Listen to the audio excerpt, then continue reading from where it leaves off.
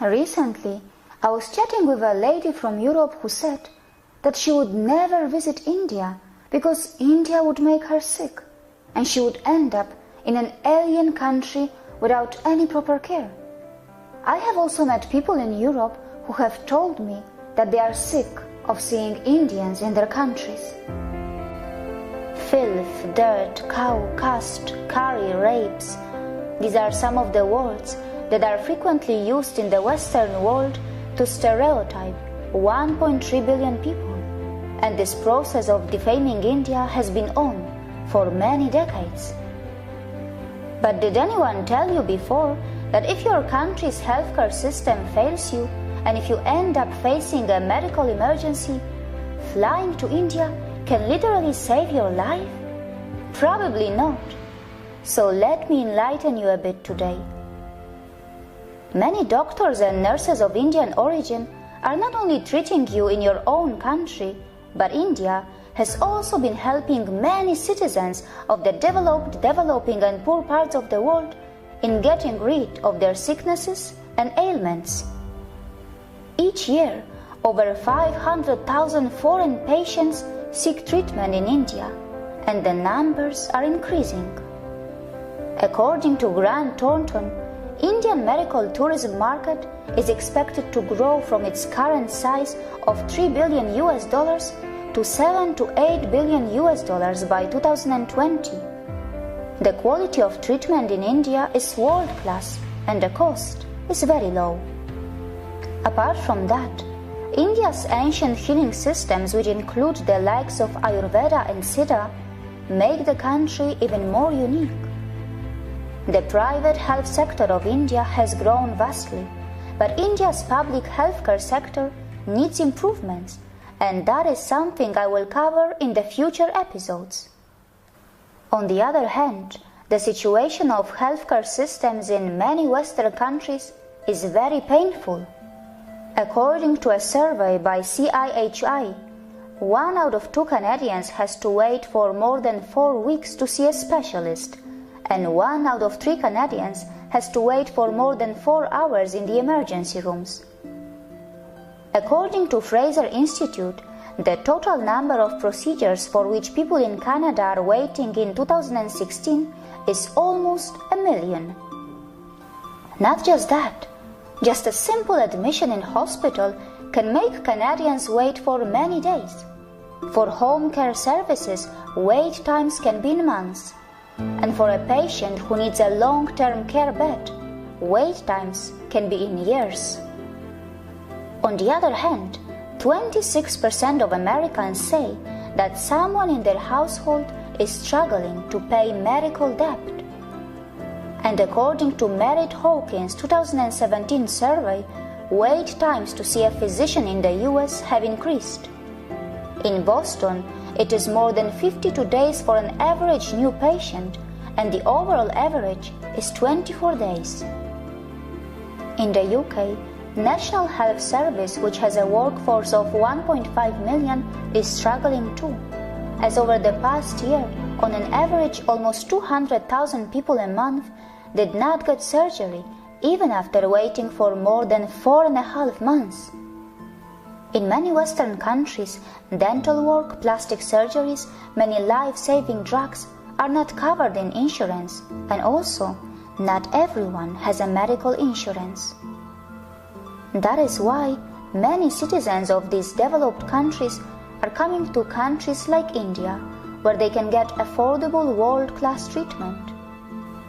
On the other hand, there are poor people in the developed world who can't even afford to fly to India or to any other medical tourism destination, and as a result, many of them just lose their lives. Still, these developed countries continue to send religious aid to the developing nations, while their own citizens also run to the developing nations to save their lives. India is also known as the pharmacy of the world, as its strong pharmaceutical sector and 21 major vaccine manufacturing companies have played their role to make India the world's biggest supplier of quality vaccines and medicines. The medicines that India produces save millions of lives around the world. In terms of making medicines, it is far ahead than China, which mostly produces API, which are actually the raw ingredients of medicines. India is also a purchaser of API from China, and there was a time when India was the main source of API itself. And now, India is looking for ways to reduce its purchase of API from China, as not only it is capable to manufacture API itself, but also it does not find China as a very reliable partner after the recent Doklam crisis. India was the top supplier to the United Nations last year, with $804 million sales in pharmaceuticals and medical services. India is producing life-saving drugs that include the likes of generic anti-AIDS medicine, which are saving many lives in 112 developing countries. Not just that, many citizens from the developed world come to India to save their lives, as they can't afford to buy these life-saving drugs in their own countries. In order to provide affordable life-saving drugs to millions of poor people, India refused to recognize pharmaceutical patents for more than 3 decades. In 1995, it joined World Trade Organization, and then it changed its patent policy. However, India's patent law does not allow evergreening, which is a tricky way that is used by drug companies to secure a new patent by making minor adjustments in existing drugs. And these drug companies do not like it. Yes, India makes generic medicines, but generic medicines are produced in Europe too. Yes, pharmaceutical companies have lost patent cases in India, but they have also lost cases in Europe and even in the US.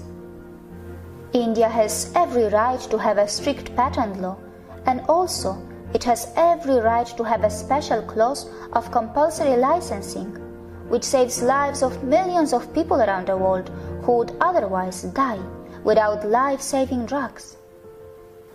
And anyway, since 2005, India has also issued hundreds of patents to many foreign drug companies, including the recent patent that it granted to US pharma giant Pfizer for its pneumonia vaccine.